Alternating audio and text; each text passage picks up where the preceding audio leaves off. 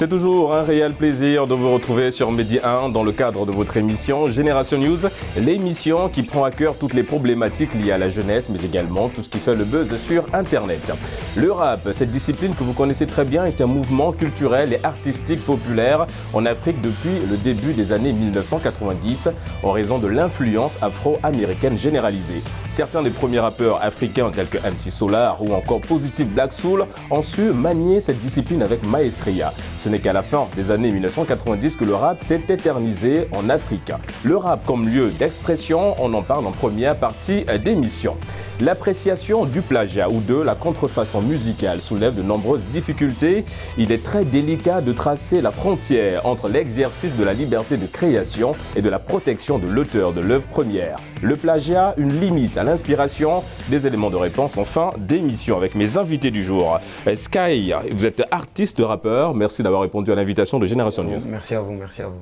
On remercie également Kimri Kif, vous êtes artiste rappeur également, vous faites partie de ce groupe Loyalty, hein. C'est le cas avec notre ami Sky, c'est un groupe, vous êtes composé de combien de personnes déjà? Nous sommes 8 rappeurs. 8 rappeurs. 8 rappeurs, il y a 2 au Gabon. D'accord, c'est un gros staff, hein, comme on dit. Totalement. Hein. D'accord, on va en parler tout au long de cette émission. On remercie également Lil Gangsta, artiste rappeur. Merci en tout cas d'avoir répondu à l'invitation de Génération News. Merci à vous de m'avoir invité. Et on termine avec un autre rappeur également de ce plateau, Kevin Lovins, deuxième participation à Génération News. C'est toujours un plaisir de te recevoir. Merci, Régis. Les amis rappeurs, nous allons parler de cette discipline qui vous concerne aujourd'hui. On parle évidemment du rap.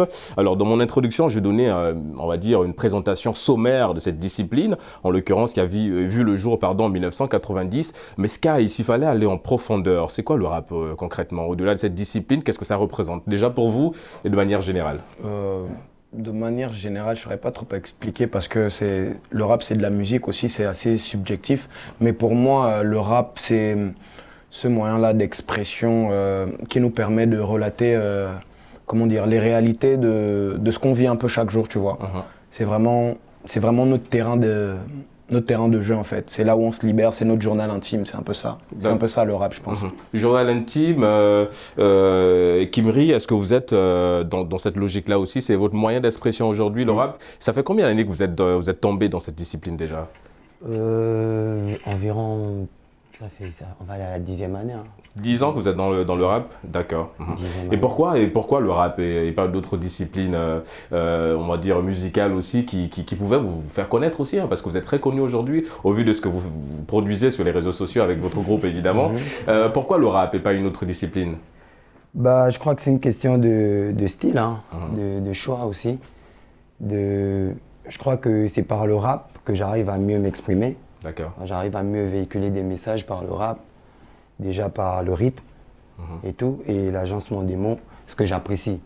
Voilà, ça demande beaucoup plus de réflexion que de vocalise. C'est quoi le vocalise? Vocalise. Oui, le vocalise, d'accord. Et c'est quoi justement? Expliquez-nous. C'est le temps, on prend en compte le temps, voilà, genre la tonalité, l'éloquence, d'accord. Voilà, la manière de véhiculer les mots, la voix. Voilà. D'accord. Le rap, cette discipline également, Lil Gangsta, déjà vous allez nous expliquer hein, le pseudonyme, pourquoi Lil Gangsta. Ensuite, oui, qu'est-ce que cette discipline représente pour vous, le rap? Et à quel moment vous avez senti, un peu à l'image de notre ami ici, vous avez senti le besoin d'y aller, de plonger dans cette discipline? Bon, déjà pour le pseudonyme, c'est une assez longue histoire, mais il faut dire que c'est des amis qui m'ont donné ce pseudonyme et ça remonte à très longtemps. Je ne me rappelle même pas encore quand on m'a donné ce nom. Et pour parler de mon entrée en griffe dans le rap, il faut dire que c'est une question de feeling. Déjà, je viens d'une famille où on aime beaucoup la musique. Et avant le rap, il faut dire que je voulais faire du R&B à la base. Mais il y a une réalité qui m'a rattrapé, je n'avais pas la voix. Ah ouais, parce qu'il parlait de vocalise. Il parlait de vocalise tout à l'heure. Ouais. Exactement. Ouais. Et c'est un grand frère du collège qui m'a plongé dedans de manière anodine. Il devait participer à un concours. Il m'a appelé pour faire son refrain et j'ai accroché direct. Il y avait vraiment le feeling et voilà quoi. Le feeling Kevin Lovins, hein, vous l'avez également senti, on va dire, puisque vous êtes dans vous pratiquez cette discipline qui est le rap. Kim Rikif a parlé tout à l'heure d'un point qui est très intéressant en parlant de texte, donc l'écriture. Comment ça se passe? Qu'est-ce qui fait d'un bon rappeur un rappeur bon, tout simplement? Bon, pour moi, un bon rappeur bon, c'est d'abord dans l'écriture, la manière de prendre le beat et la manière de véhiculer en fait son message. D'accord. Parce que, je vais prendre un exemple comme moi, je m'exprime rarement quand je suis avec des gens et tout ça, je m'exprime plus dans mes textes, je raconte un peu plus ma vie. En fait, pour moi, la musique, le rap, c'est là-bas où je me retrouve, quoi. C'est là-bas où je peux vraiment pouvoir m'exprimer. D'accord. Sky, est-ce qu'aujourd'hui, c'est vrai qu'on l'a souligné, le rap est né dans les années 90, ça s'est installé beaucoup en Afrique, il y a des aînés, hein, vos aînés qui ont, on va dire, manié cette discipline avec Maestria, on a cité MC Solar, aujourd'hui il y a des artistes comme Youssoupha encore qui sont très présents, enfin la liste elle est longue, mais je pense que... C'était long. Voilà. Mais en termes d'inspiration, est-ce que vous pensez qu'aujourd'hui le rap est toujours au même niveau ou bien une évolution? Quand on rappelle que le rap aussi c'était ce rap, comme on disait, rap engagé, où c'était les rappeurs qui venaient pour dénoncer, pour critiquer, pour vraiment mettre en lumière tout ce que la société vivait, hein, les difficultés. Ouais. Est-ce que Sky, toi tu as fait ce constat? Est-ce qu'il y a une évolution de ce rap engagé ou bien ça a stagné tout simplement? Moi je pense qu'il a plutôt évolué parce que les réalités sont différentes. Donc après en fait qu'on a des artistes qui racontent des réalités totalement différentes. Avant, lorsque le rap est né, c'était vraiment... de base c'était pour les Afro-Américains, c'était un mouvement pour s'exprimer, pour raconter ce qu'ils vivaient. Et donc quand c'est arrivé en Afrique, les Africains l'ont repris à leur sauce, c'était de la même manière pour s'exprimer aussi, raconter leur réalité. Est-ce que c'est toujours le cas aujourd'hui? Parce qu'on a l'impression que tout le monde est rappeur là. Non, d'une certaine manière c'est toujours le cas, chacun raconte juste son vécu. Et c'est plus un vécu partagé par tous peut-être. Certains rappeurs vont parler de leur vécu où d'autres ne se retrouvent pas, mais d'autres vont parler d'un vécu où d'autres se retrouvent tout simplement. Et donc c'est toujours un moyen, pour moi c'est toujours vraiment le moyen d'expression pour raconter sa vie, sa réalité aux autres. Juste que maintenant, on a vu la mondialisation, on n'a plus du tout les mêmes, comment dire, les mêmes passions, on vit plus les mêmes choses. Donc chacun a sa manière de raconter sa réalité. Oui, chacun sa manière de transmettre son message. Le message. Lil Gangsta, c'est vrai qu'on a parlé, il a souligné, hein, ce n'est plus, enfin, c'est toujours la même chose, mais sauf que chacun a sa manière, voilà, c'est moins engagé. Comment on va dire. Exactement. Mais que faut-il? Est-ce que le fait que le rap soit aujourd'hui moins engagé, est-ce que ça ne diminue pas un petit peu l'impact que le rap avait autrefois en fait? Bon, ça dépend vraiment de la perception des choses de tout un chacun. Moi, je suis de ceux-là qui accordent beaucoup d'importance au contenu, à l'engagement. Tu vois, je suis plutôt underground, même si avec le temps, il y a eu du changement, on s'adapte à ce qui se fait actuellement.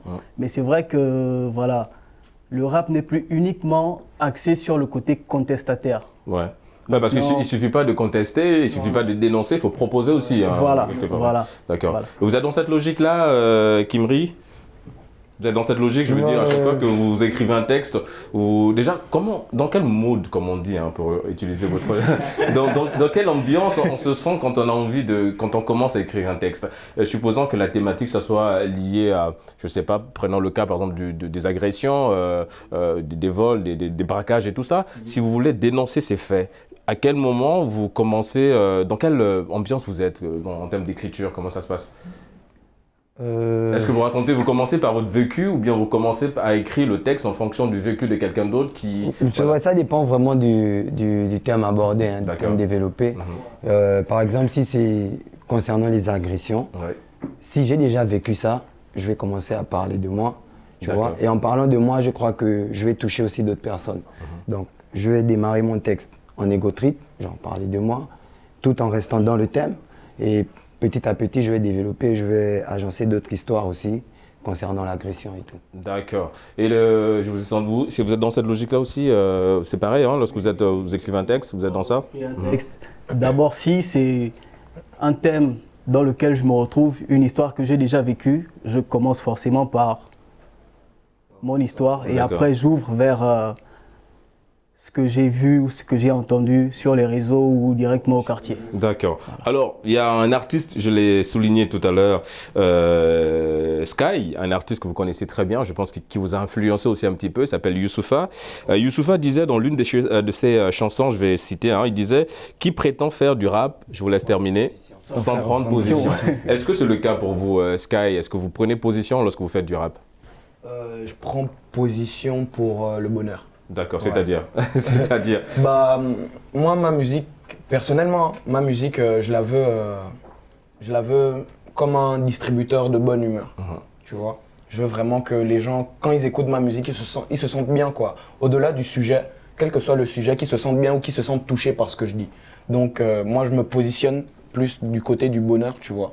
Mais ouais, attention, voilà. justement. C'était pas Pour le moi qui sujet de connais- sa pour punch, moi- en pour vrai. moi qui connais- Je me positionne, tu sais. oui, allez-y. Pour moi qui connais Sky, quand il s'agit d'être engagé, Il est sait le très faire engagé, aussi. Ouais. d'accord. Donc au moins il prend position. Ouais, mais, moi, je prends mais position. pour le bonheur, Ouais, comme pour le il a. bonheur, je prends toujours la bonne position. D'accord. Alors il y a un fait qui a été observé et soulevé par un artiste aussi que vous connaissez très bien, qui est sénégalais, qui s'appelle Nix, qui avait un peu mis en lumière le fait qu'aujourd'hui, selon lui, le rap, cette discipline est infiltrée par des mauvaises personnes, des mauvais rappeurs ou bien des gens qui ne respectent pas tout simplement cette discipline, cet art, parce que c'est considéré comme tel, comme de l'art.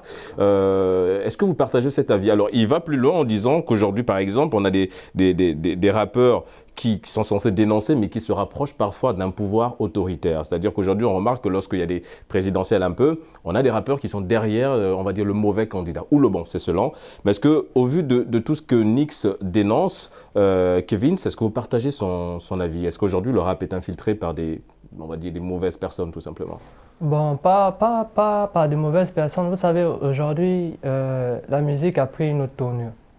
Chaque artiste vise où il doit manger, en fait. Si il dit c'est visé par des mauvais rappeurs, c'est parce qu'il remarque qu'avant, ces rappeurs-là dénonçaient. Ouais. Mais maintenant, à cause de l'argent, à cause de tout ce qui se passe maintenant, ils sont obligés de se mettre derrière ces personnes. On ne peut pas en vouloir ces personnes ou dire que ces personnes sont des mauvais rappeurs. Si aujourd'hui on prend l'exemple de Youssoupha parce que c'est un artiste engagé. Ouais, il y a une grosse polémique aujourd'hui autour Voilà. de... Vous avez suivi l'actualité en ce moment, la polémique autour de Youssoupha avec Lynn, Voilà. pour les Bleus, l'équipe de France. Donc automatiquement, on va commencer à dire que ce rappeur est comme ça, il est comme ça, il est comme ça. Par contre, c'est pas ça en fait. C'est par rapport à ce que Sky me disait, qu'à l'heure actuelle, tout a évolué, que tout a pris une autre tournure en fait. C'est vraiment plus personnel. Voilà, c'est plus personnel. Chacun a réellement son objectif. C'est plus comme avant où tout le monde rappait dans le même sens. Exact. Ouais. Maintenant, c'est vraiment de l'art. Chacun prend sa part et la rend au public, tu vois. D'accord. Donc, ce qui fait que chacun a ses positions, chacun a ses objectifs et chacun fait un peu comme il veut.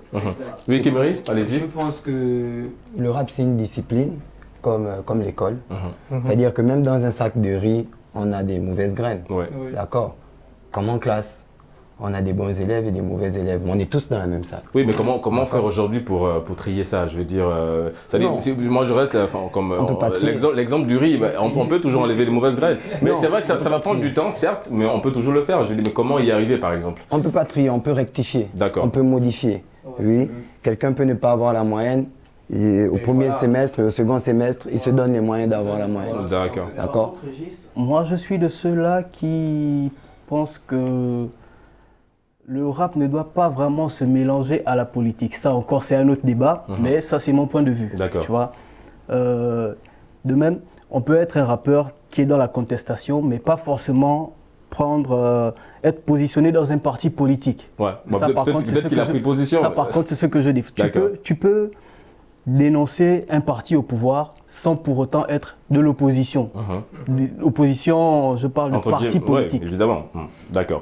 On va revenir sur on va dire, ce qui fait même l'essence de cette discipline, de cet art qui est le rap.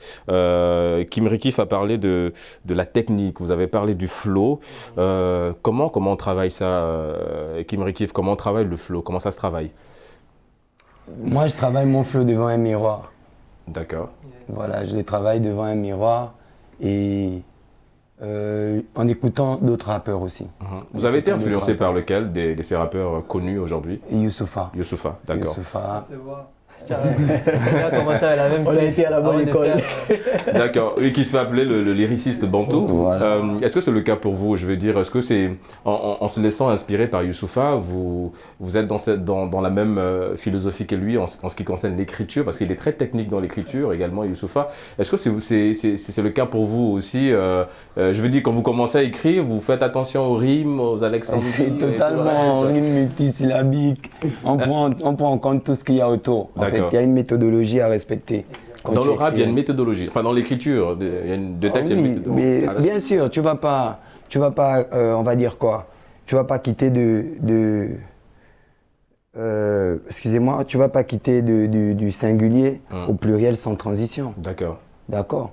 Tu vas pas parler à la troisième personne du singulier et basculer direct à la troisième personne du pluriel sans transition. Parce que vous avez souligné, Loyalty, c'est un groupe, vous rappelez déjà le nom, vous êtes combien? Vous êtes 8 au total.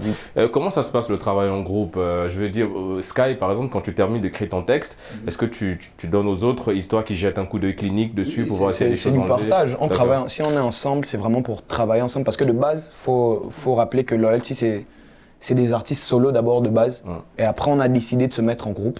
Donc c'est vraiment un partage qu'on fait. Ça a commencé par un partage. On travaillait juste ensemble sur des sons. Et après on s'est dit mais pourquoi pas, on est tout le temps ensemble, on est potes, on travaille déjà ensemble, pourquoi pas évoluer en groupe. Donc c'est vraiment, quand on écrit, moi j'écris, s'il me manque une rime, je vais aller voir Kimri, je vais aller voir Alouman, je vais aller voir ADL, je vais aller voir quelqu'un qui va m'aider à remplir la ligne qui me manque, parce que c'est vraiment du partage. Et comment les choix des thématiques, comment le choix des thématiques s'opère en fait? Je veux dire, là vous avez fait sortir un titre récemment qui tourne en boucle un peu sur les radios. Je veux dire, la thématique, je suppose que c'est l'amour à l'intérieur, parce qu'au vu de ce qu'on voit dans la vidéo. Bon, je veux dire, comment le choix s'est opéré? Est-ce que vous décidez, vous en discutez d'abord? On va faire une thématique sur... comment ça se passe? C'est une question d'humeur, de feeling. Ouais, c'est vraiment une question de mood, comme tu disais. Voilà, comme tu disais. Question de mood. Voilà, ça va peut-être partir de la prod. Le genre de prod qu'on a, le genre d'instrumental, va nous donner un peu une idée du thème, un peu une idée du sens dans lequel on doit aller. Sinon, c'est une idée qui germe dans la tête de quelqu'un totalement. Genre, sortie de nulle part, et puis on la construit autour. Voilà, on construit autour de ça. L'inspiration est plurielle. C'est également une phrase d'un artiste qui a décidé de ne plus rapper, tout simplement. C'est Maître Gims qui a décidé d'arrêter le rap. En tout cas, l'annonce a été faite sur une télévision française. Oui, il va beaucoup plus se lancer dans la variété. Est-ce que, en ce qui te concerne, toi, Kevin, déjà tu prépares un projet en ce moment? C'est de combien de titres? 15 titres. Voilà, les thématiques, c'est la base, c'est l'essence même, je veux dire, pour un rappeur, d'abord avoir la thématique. Et quelles sont les thématiques qu'on va retrouver dans ton album? On va trouver d'abord, on va trouver ma propre vie. D'accord. Donc une autobiographie, oui, d'accord. On va trouver la vie de certaines personnes. Ok. On va trouver... Tu as payé les droits d'auteur quand même S'il faut payer les droits d'auteur derrière. Bon, oui, allez-y. On va trouver plein de trucs. D'accord. Ce qui se passe à l'heure actuelle. Disons que j'ai envie de voir un peu ce que vous faites. Sky, est-ce qu'il y a possibilité que vous nous fassiez comment on appelle ça déjà? Un freestyle? Voilà, un freestyle, ouais. De quelques minutes, peu importe la thématique. Vas-y, sens-toi libre d'y aller. Bah, ok. Bon, je vais essayer un petit truc. Ça donne... Toujours avec mes sauces, en marchant me tendait des loups. Touche à mes pesos, c'est dans ta peau, je fais des trous. Si j'ai le L comme team, gros, j'ai pas besoin de vous. J'ai juste besoin de... J'ai pas besoin de couple. Y a pas qu'au Vélodrome qu'on peut aller droit au but. Personne ne te connaît, tu nous parles de ta répute. T'as 17 ans, t'as 17 ex, meuf, t'es une... J'ai trop d'assurance, va pas accès au matmut. Ce n'est pas question d'argent, mais c'est une bonne réponse. Je vais arriver au niveau, je m'emballe avec des dépenses. Protège tes yeux, bénis des dieux, je suis incandescent, j'avoue que t'es présentable. On peut dire que t'es un idiot décent. Bravo. En tout cas, bravo. J'ai un sentiment mitigé sur la phase sur l'OM là. Bon, je suis supporter de Marseille. C'est un supporter de Marseille. En tout cas, magnifique freestyle de notre ami Sky. On va s'accrocher, Lil Gangsta, à notre thématique. On parle d'identité africaine. Est-ce que dans vos textes, vous faites ressortir ça? Est-ce que c'est primordial pour vous de faire ressortir cette identité africaine, à l'image un peu de vos, on va dire, de vos confrères rappeurs, de vos camarades rappeurs? rappeurs du Nigeria ou encore du Ghana. En regardant l'équipe du Nigeria, ils ont tendance à valoriser un petit peu le tissu, voilà, beaucoup de choses. Est-ce que vous le faites? Je veux dire, vous êtes Gabonais de nationalité. Est-ce que quand vous commencez à rapper ou à mettre en place à tourner un clip, c'est important pour vous de faire ressortir cette identité gabonaise? Bon, personnellement, à ce jour, je n'ai pas encore eu à travailler sur un son ou une vidéo dans laquelle on... Oui, mais est-ce que dans tes textes, tu fais référence toujours à ça? C'est-à-dire que, est-ce que lorsqu'on t'écoute, avec une seule phrase, on va savoir, oui, lui, il vient de tel pays, il vient de tel pays. Mais forcément, dans les textes, dans la manière d'écrire, il y a un langage, que ce soit l'argot, que ce soit le jargon dans des quartiers ou en langue, il y a toujours des phrases qui ramènent forcément au Gabon. En parlant de l'argot, alors on va dire ce langage de la rue, même si ça sonne un peu de manière péjorative. Est-ce que vous l'utilisez beaucoup, Kimri, dans vos textes? C'est important? Ça contribue à combien, à hauteur de combien dans l'écriture du texte? Oh. Le pourcentage n'est pas élevé. 25, 25, c'est déjà beaucoup. 25% sur 100%, c'est beaucoup. Et pourquoi? Parce qu'il faut gaboniser la chose. D'accord. Ouais. Et argot, c'est totalement du Gabon.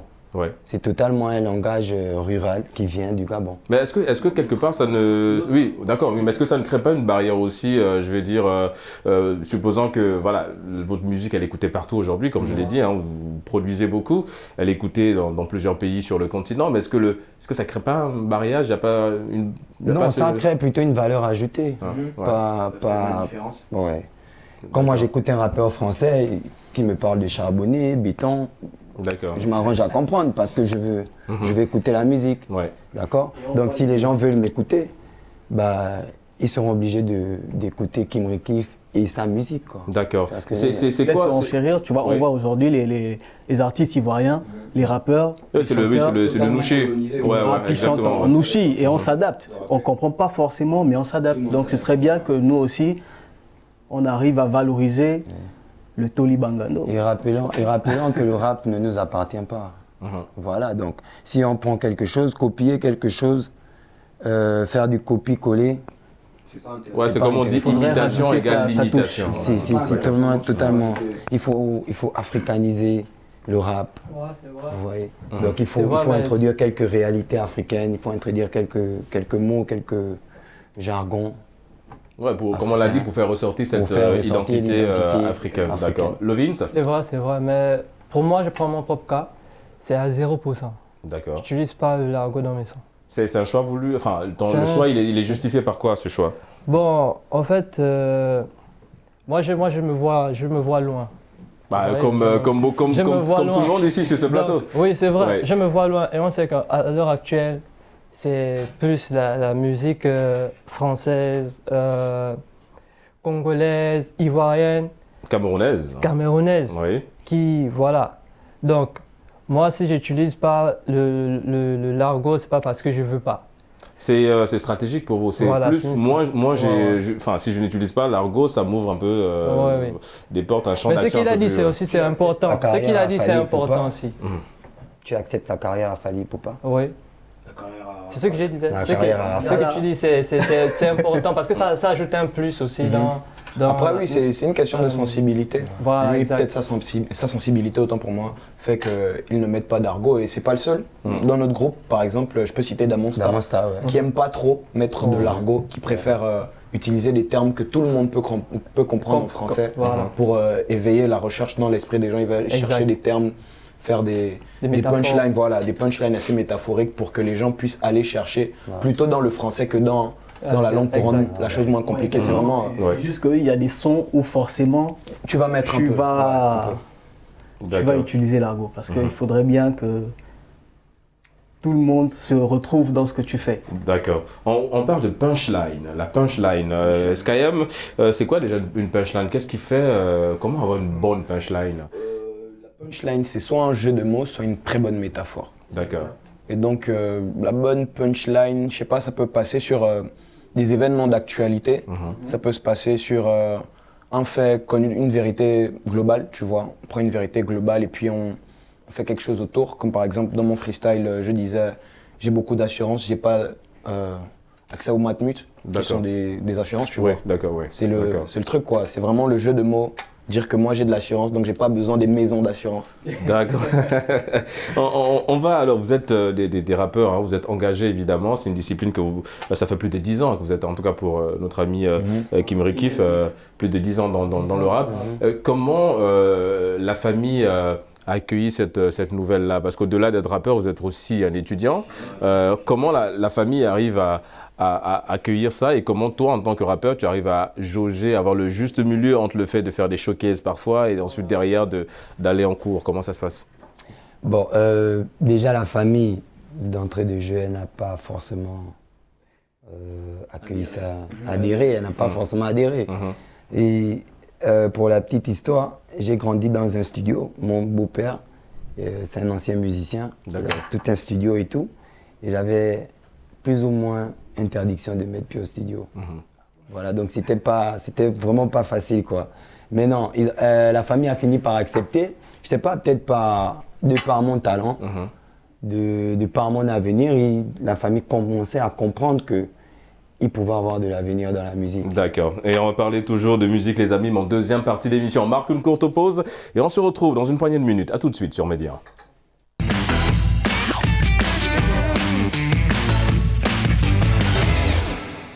De retour sur le plateau de Génération News pour la deuxième partie d'émission. Les amis, nous allons parler du plagiat. Kevin, Lovin, c'est quoi le plagiat? Qu'est-ce qu'on entend par plagiat dans le domaine musical? Bon, dans le domaine musical, plagiat, en fait, c'est prendre ce qui ne t'appartient pas. C'est-à-dire des textes, des phrases et tout ça, et tu t'appropries ça. Tu prends, tu dis que c'est à toi. D'accord. C'est-à-dire... tout à l'heure, on a eu le freestyle de Sky. Si quelqu'un reprend le freestyle de Sky... Exactement, c'est ça du plagiat. Ok. Est-ce que vous avez déjà été victime de ça, Sky, d'une accusation de plagiat?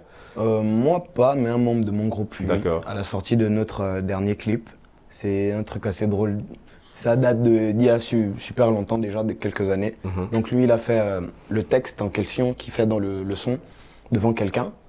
La personne a kiffé, tu vois. Elle a repartagé le texte une fois avec quelqu'un d'autre. D'accord. Et l'autre personne a enregistré le texte avec quelqu'un d'autre encore. Et la personne qui était là... c'est une longue chaîne. C'est une longue chaîne. Ouais. Et la personne qui était là à l'enregistrement, que d'appeler après le gars et tout, de lui dire non mais t'as volé le texte d'un de mes petits et tout ça. Moi j'avais déjà écouté ça il y a 2 ou 3 ans, machin, t'as volé le texte. Après il a fallu expliquer que mais non en fait c'est ton petit qui a volé le texte en vrai. Ah ouais. Ouais. Donc, non, mais c'est hyper drôle en vrai. Mais du coup, comment vous avez géré ça, je veux dire, ces accusations de plagiat? Après, quand tu sais que tu n'as rien fait, ça te fait juste rigoler en vrai. De te dire que quelque chose qui est sorti de ta tête, on vient te dire que tu l'as volé, ça te paraît juste incongru en vrai. Donc tu rigoles, c'est tout. C'est rien d'incroyable. Bon, enfin, à ce niveau-là, c'était rien d'incroyable. Je pense que peut-être plus tard, s'il y a plus en jeu, ça deviendra un peu plus embêtant, mais là, c'était rien, c'était facile à gérer. Alors, quels sont les différents types de plagiat qu'on peut rencontrer, en tout cas dans le domaine musical, les gangsters? Alors, on a parlé, là, c'est beaucoup plus dans les textes, hein, mais est-ce qu'il y a d'autres formes de plagiat en musique? Bah oui, déjà, au niveau des musiques, ça arrive très souvent que les gens s'approprient des musiques d'autres artistes. Ah, le beat, hein, vous pouvez le dire, le beat, ouais, voilà, l'instrumental. L'instrumental, oui. Des fois même, on a parlé des textes déjà, donc essentiellement, les gimmicks aussi, Manu Dibango et Michael Jackson aussi, le Soul Makossa de Manu Dibango, ouais. D'accord. Il y a des gimmicks, il y en a tellement, je veux dire, les rappeurs, ils sont beaucoup plus dans ça. Youssoupha, vous l'avez souligné, c'est c'est quoi déjà, Prims Parolier, voilà. Donc, c'est des petites choses comme ça aussi. Et, parlons il a parlé du plagiat au niveau du beat. Vous, en tant que rappeur, Kim Rikif, comment ça se passe? C'est-à-dire, lorsque vous écoutez un beat, est-ce que vous avez, on m'a dit, c'était la latitude d'abord de vérifier si ce n'est pas un beat qui appartient à quelqu'un d'autre, ou bien si ce beat n'a pas déjà été vendu avant de poser dessus? Ouais, dans les débuts, oui, je vérifiais. Maintenant, j'ai des beatmakers. D'accord. On a des beatmakers, donc c'est tranquille. Mais je voulais souligner ce qu'il disait. En fait, moi, je crois que le plagiat, c'est toute reprise non autorisée. Non autorisée, effectivement. D'accord. Ouais, ça c'est une définition plus simple et voilà, elle est concise. Voilà. D'accord. Donc, que tu prennes la prod les paroles ou la gimmick d'une personne sans que la personne ne t'autorise au préalable, sans créditer la personne, c'est du plagiat. D'accord, mais... Et puis ça ne fait même pas artiste, parce que le mot artiste, déjà, c'est la création. Oui, parce que c'est la question que je voulais également poser. Est-ce que le fait de plagier, on peut considérer ça comme une limite à l'inspiration? C'est ça, en fait, c'est une limite. Parce que tu ne crées pas, tu n'apportes pas quelque chose de nouveau. D'accord. Tu viens avec du déjà vu.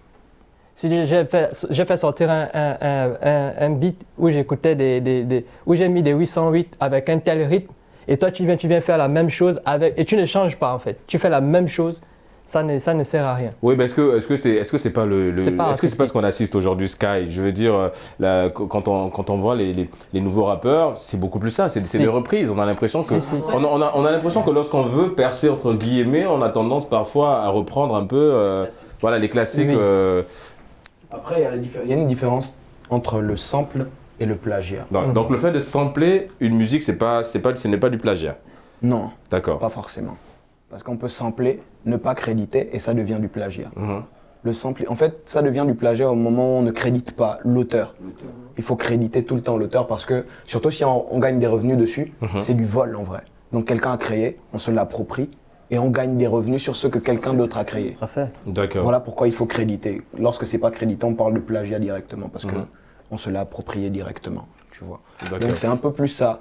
Et ce qu'on voit aujourd'hui, c'est que au lieu de plagier, les gens vont plus dans le sens du sample. Mais beaucoup ne samplent. Mais le sample, il est comment dire? Il est limité. Oui, beaucoup l'utilisent pas parce que ça coûte cher. Bah déjà, comme il a dit, est-ce que le fait de sampler aussi, c'est pas Kim Rikif, le fait de sampler un titre, est-ce que c'est pas une faiblesse artistique aussi quelque part? C'est trop facile de le faire que d'être là avec un beatmaker et de travailler avec lui pour avoir le bon son comme on dit. Mais sampler, c'est un peu trop facile pour l'artiste. Ça peut être une question de feeling. Voilà. D'accord. Ça peut être une question de feeling. Mais non, question de feeling, mais si on fait de ça, on va dire, une arme pour réussir. On prend le cas de cet artiste très connu qui a fait un peu le buzz dans les années, qui a samplé beaucoup de ses chansons. Djirio, c'est aussi au Gabon, déjà, lui, qui a samplé. C'est Burna Boy, c'est ça? Burna Boy Burna Boy, il y a eu la polémique sur Burna Boy. Oui, mais lui, par exemple, il n'est parti que sur des samples. Mais aujourd'hui, il est ce qu'il est aujourd'hui parce que quelque part, il y a eu ces samples derrière. Donc, c'est un peu un travail facile. Bon, un travail facile, on va pas dire, parce qu'il y a quand même un travail de recherche, il y a une amélioration dans les rythmes. Il y a une plus longue recherche en fait. C'est-à-dire qu'il n'a pas pris la chose brute comme elle est et il a redonné. Non, il a pris la chose, il a retravaillé, il a mis du sien. Et donc là, on sent une différence, on sent de la création en fait. Il a revisité la chose. D'accord. Tu vois. Donc il suffit pas de sampler, mais il faut sampler en apportant quelque chose aussi derrière. D'accord. Ok. Sinon, il n'y a rien de différent en fait. Et il parlait d'art tout à l'heure. Il faut savoir que rien ne se perd, rien ne se crée. Ouais, tout se transforme. D'accord. Totalement. Donc, quand on parle d'art, d'artiste, il y a art à l'intérieur. Dans art, il y a créativité. D'accord. Mais il y a aussi ce qu'on appelle des registres dans l'art. En fait, il y a les surréalistes et il y a les réalistes. D'accord. Et vous êtes de quel côté, vous? Des deux côtés. Moi, je suis des deux côtés. D'accord. Oui, Lil Gangsta, allez-y. Sur enchérir. Oui. Des fois, on sample une musique, un instrumental ou un texte parce qu'on veut redonner une deuxième vie au projet. C'est un peu un hommage. C'est un peu un hommage. Voilà. D'accord. Ok. D'accord. C'est souvent un hommage. On va prendre l'exemple je l'ai sorti de ma tête. On va prendre l'exemple de Youssoupha, dont on parlait, qui a samplé les disques de son père. Ouais. Taboulé Rochero, qui était très connu dans les années 80, artiste congolais décédé, évidemment. Donc sampler, c'est rendre hommage. Est-ce que vous êtes dans cette logique-là, vous, au niveau de loyalty? Pas encore? Non, vous n'avez pas encore samplé On n'est pas trop dans l'objectif de sampler. On n'est pas trop dans le sample en ce moment pour éviter la polémique du... c'est grâce au sample de cette chanson-là que ça a donné la popularité. Et d'ailleurs, c'est ce qu'on a dit. On a samplé, mais c'est une musique traditionnelle. D'accord. Voilà, dans le troisième canal. Troisième canal. Mais le texte, la musique originale appartient à qui? C'est pour les Gallois. Hein. D'accord. C'est une chanson traditionnelle en fait. D'accord. C'est une chanson traditionnelle qu'on a samplée et qui a servi pour l'instrumental par exemple. Mais même quand on écoute la chanson et l'instrumental, ça n'a rien à voir. Oui, parce que ça c'est très intéressant. D'ailleurs, c'est la prochaine question. Je reste avec toi, Kim Rekif, puisque c'est le point que tu as souligné. En parlant de sampler, est-ce que quand on décide de le faire, on fait attention aussi à ne pas dénaturer le son? Parce que vous avez pris le cas d'un son traditionnel. Il y a eu une polémique, je crois, c'était au Congo, où il y a des artistes qui ont samplé une louange. Et ça a été mal perçu en tout cas par les religieux. Est-ce que vous faites aussi attention à ne pas justement aller dans ce genre de polémique-là? Oui.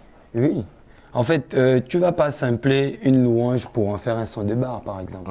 C'est le cas au Gabon, c'est le cas au Congo, un peu partout. Ouais. Non, il faut respecter, là, totalement, il faut respecter l'auteur, il faut respecter l'œuvre, il faut respecter la musique. D'accord? Tu fais du gospel, tu samples du gospel.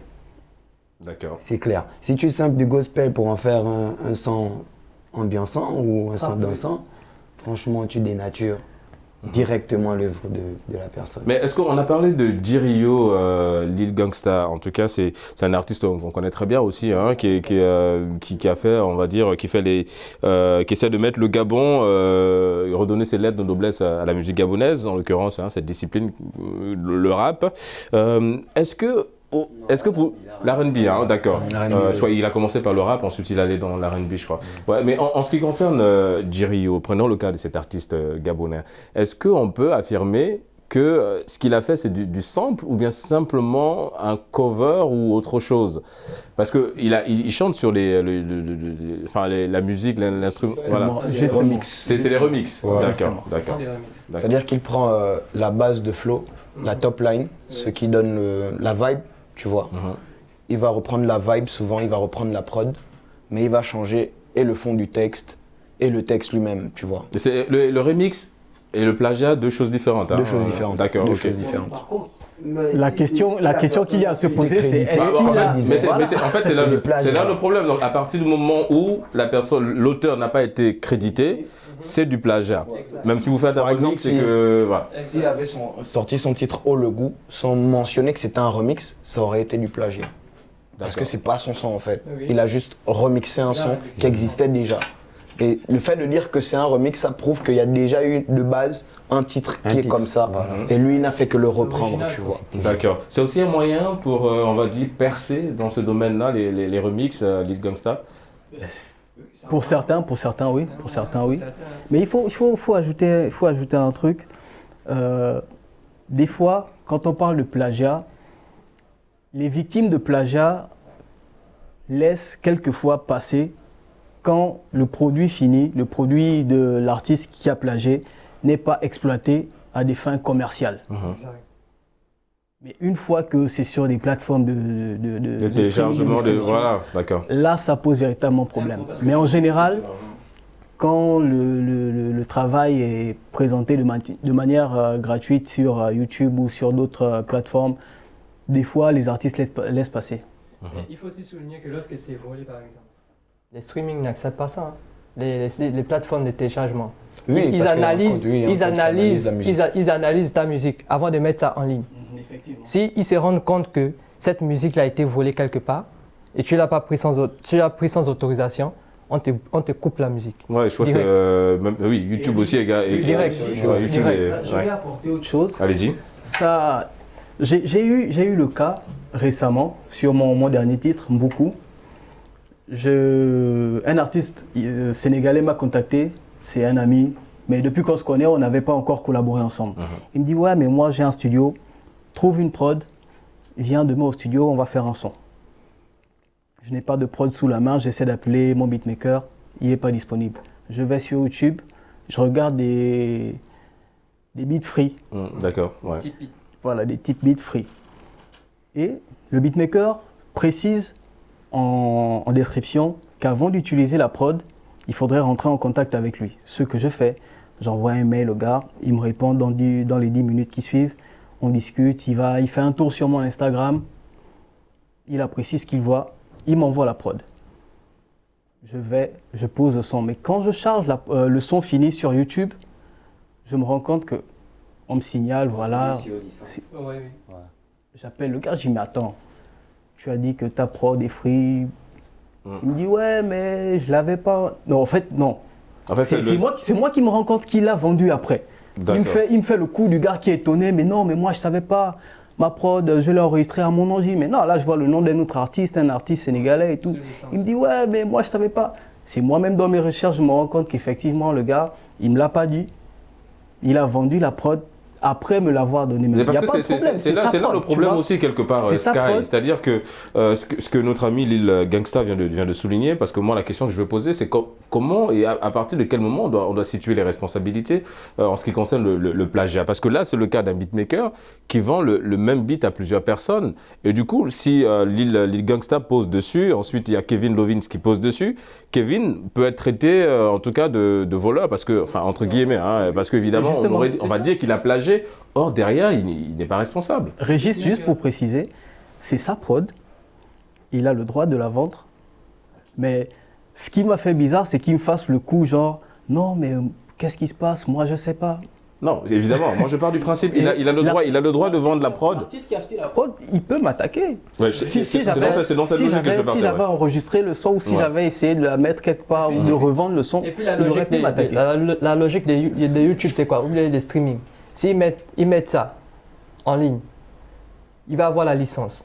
Et cette licence-là, peu importe si tu as été enregistré, c'est l'autre qui touchera l'argent. Mais effectivement. Ouais. Les vues que toi tu feras, c'est lui qui bénéficie. Parce que lui, on t'a interrompu, alors on va te laisser aller. Je crois que là, il n'y a pas de plagiat. Je ne pense pas qu'il y ait plagiat à ce niveau-là. Par contre, il y a un problème d'exploitation. Il y a un problème d'exploitation, effectivement, de licence. Et il faut comprendre, je crois aussi qu'on a été victime de ça avec le Tout est gang de... C'est qui le Tout est gang de qui? William. Hein? Will J. Il a acheté une prod, effectivement, sur Internet avec un beatmaker. Il a acheté la prod. Donc il a reçu une licence. Il a reçu une licence. D'accord. Et après, on a mis le son. Quand on a mis le son sur les plateformes, ça a mis sous licence. D'accord. Concédé sur licence et tout. Il a recontacté le gars.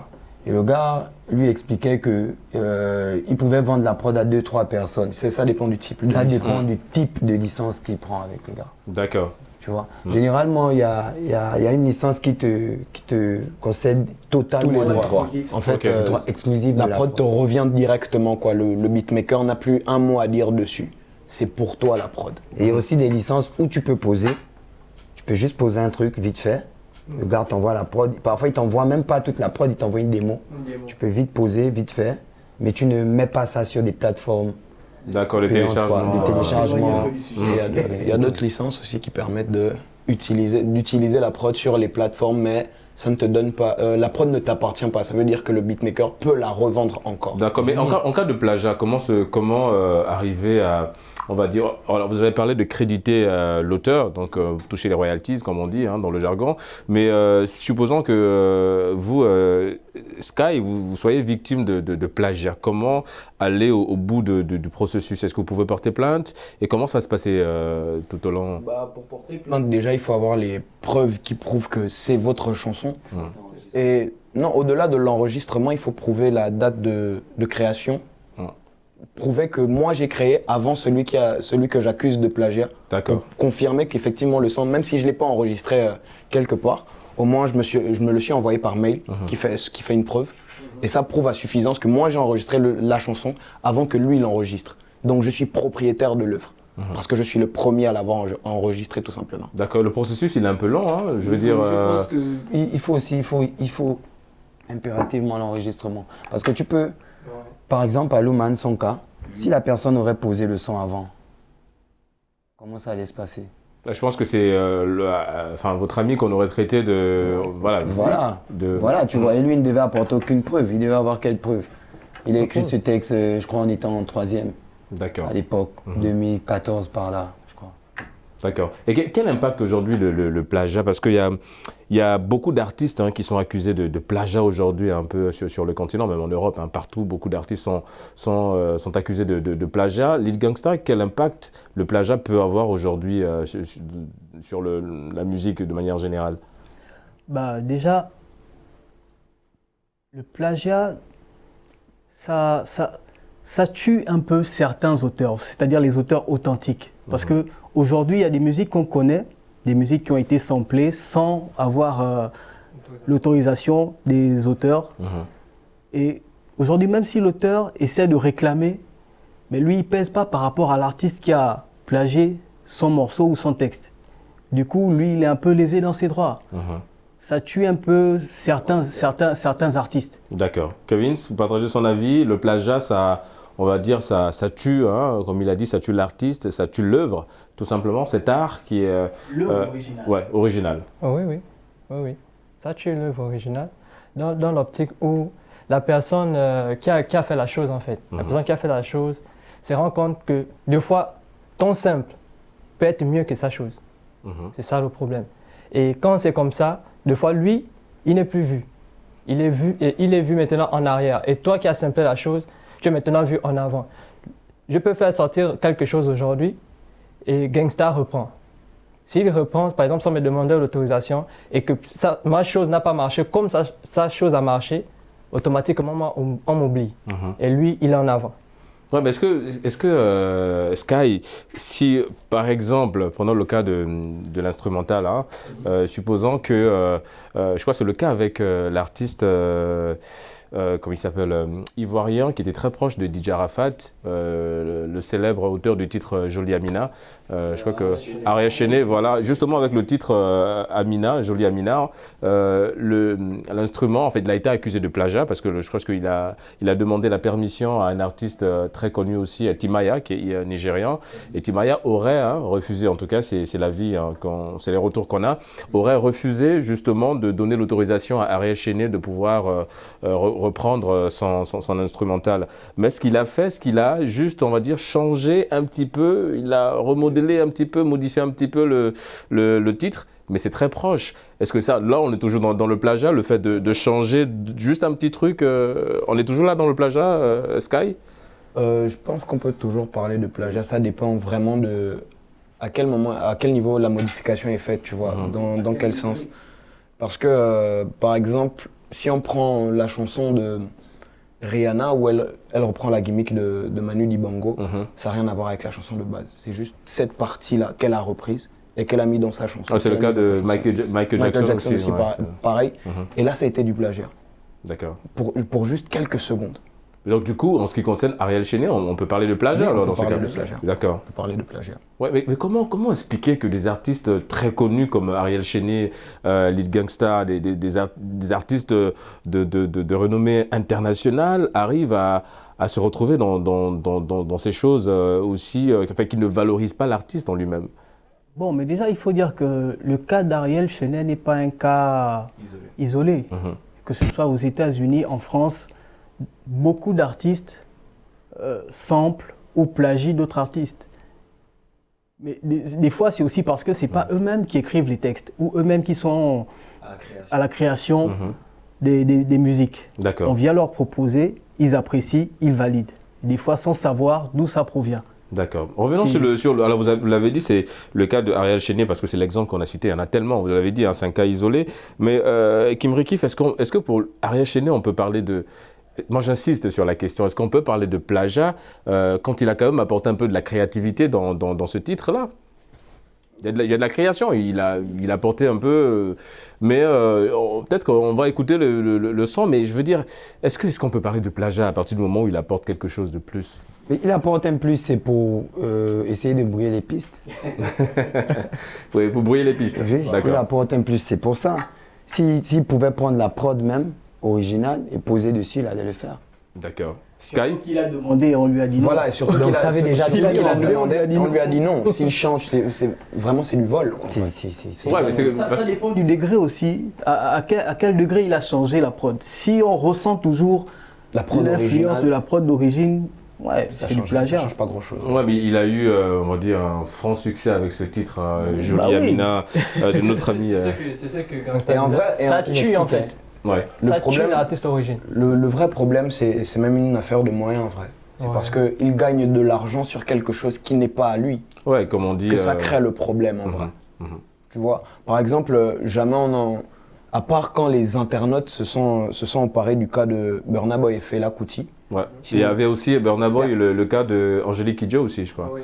Parce qu'il a samplé, il a repris aussi quelques petites gimmicks de notre ami Angélique Kidjo. Oui, allez-y, Sky. Donc, à ce moment-là, J'ai perdu un peu le fil de mes Oui, non, il y avait, il y avait une opposition entre Burna Boy, en tout cas le fait que derrière il plagiait un Dans petit ça, il n'y a personne qui est venu lui reprocher directement. En fait, on ne va pas lui donner l'anathème. C'est comme ça, c'est ça Ouais, l'expression. exactement. Ok, d'accord. Donc, parce que il n'y a personne qui vient revendiquer ça, tu vois. Il n'y a personne qui revendique ça. Mais à partir du moment où c'est des droits qui sont revendiqués, forcément ça dérange. Si Timaya, il avait même pas été au courant de ça, je pense même pas que ça aurait dérangé. Mais c'est parce qu'il est allé, il a demandé la permission, on la lui a refusé. Et il a sorti la musique derrière. Mais forcément, on va te coller un truc. D'accord. Et comment, vous qui êtes justement, vous êtes des artistes, vous êtes dans cette, enfin 10 ans déjà, hein, ça se fait 10 ans de carrière quand même, notre ami Kimri Kif. 10 ans de carrière, Non, ça pas fait 10 ans, pas 10 ans de carrière, mais 10 ans dans le rap. Dans le rap. Oui, Non, ça se pourquoi? fait quand même 10 ans. Non, on n'a pas encore atteint les objectifs. D'accord. Et quels sont les objectifs, puisque nous arrivons bientôt au terme de cette émission, quels sont les objectifs déjà, à long et à court terme?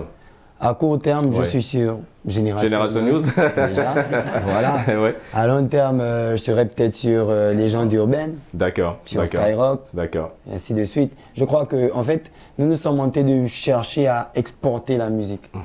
Exporter la musique gabonaise, parce que la musique gabonaise, elle est trop introvertie, en fait. Du coup, nous, on cherche à l'exporter, à l'emmener dans le monde entier, quoi. C'est ça. D'accord. Ça fait Sans le partie de plagiat, nos évidemment. objectifs. Sans le plagiat, pour éviter des représailles, quoi. D'accord. Mais Et- par contre, ça peut nous arriver qu'on sample des morceaux. Mais dans les normes. D'accord. Dans les normes, c'est évidemment le mail qu'il faut envoyer pour demander l'autorisation, s'il y a possibilité de... oui, mais prenons le cas, tout à l'heure, vous avez dit le fait de sampler un texte, enfin une musique, c'est rendre hommage à l'artiste, mais pourquoi ne pas appeler directement l'artiste, tout simplement? La conduite à tenir. C'est- C'est une question de moyens. Si tu peux pas te permettre d'avoir l'artiste, tout le monde n'est pas Youssoufa qui sample son père et a son père sur la musique. Tu vois. Si tu n'as pas les moyens de... Genre moi aujourd'hui je veux dire, je veux sampler Je t'invite de d'Annie Fleur Bachelet-Lys. J'aurais bien aimé pouvoir dire que je vais faire un feat avec elle, on va faire une reprise de la chanson ensemble. Mais si j'ai pas les moyens de faire ça, parce que la musique c'est des moyens, il faut D'accord. payer. Et si j'ai pas les moyens de faire ça, de créer ça, bah je me contente d'un sample dont j'ai l'autorisation. La musique, c'est les moyens. Les amis, nous sommes arrivés au terme de cette émission. On remercie Sky. Vous êtes artiste rappeur. Merci d'avoir répondu à l'invitation de Génération News. Merci à vous. Juste à côté de vous, Kimri Kif. Vous êtes artiste rappeur également, membre du groupe Loyalty, en l'occurrence avec notre ami ici présent Sky. On remercie également Lil Gangsta, artiste rappeur. Merci d'avoir répondu à l'invitation. Et on termine avec Kevin Lovins, rappeur. Merci d'avoir répondu à notre invitation. Merci. Les amis, on se donne rendez-vous samedi pour notre thématique liée à la jeunesse. Et d'ici là, n'oubliez pas, quoi qu'il arrive et quoi qu'il advienne, gardez le sourire en compagnie des programmes de Mehdi.